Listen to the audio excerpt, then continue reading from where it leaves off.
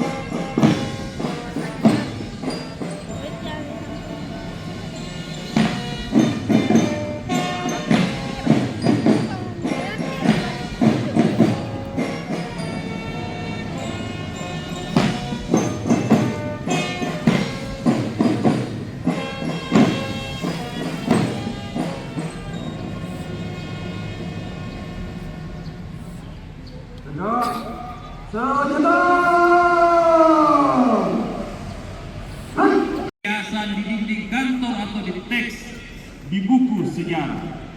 Kepada para menteri dan kepala daerah, saya titipkan Pancasila di tangan kalian. Pastikan setiap kebijakan publik yang lahir berlandaskan keadilan sosial, memenuhi rasa keadilan publik, menjamin hak-hak masyarakat terkecil, dan tidak membiarkan ada rakyat yang merasa ditinggalkan. Kita harus terus melawan segala bentuk intoleransi dan radikalisme yang dapat merusak harmonisasi kebangsaan kita. Saudara-saudara sebangsa dan setanah air, mari kita teguhkan kembali komitmen kebangsaan kita. Mari kita tunjukkan kepada dunia bahwa Indonesia adalah bangsa yang besar, yang menjunjung tinggi religiusitas dengan semangat persatuan dan kuat karena nilai-nilai kemanusiaan. Selama darah Indonesia masih mengalir di tubuh kita, Pancasila akan senantiasa hidup dalam setiap denyut nadi seluruh anak bangsa di Republik yang kita cintai. Selamat hari lahir Pancasila. Jayalah Indonesiaku, merdeka. Wassalamualaikum warahmatullahi wabarakatuh. Pemersatu bangsa, fondasi menjaga keutuhan bangsa Indonesia. Namun demikian Tuhannya di tengah dunia disatukan dalam satu ikatan kebangsaan.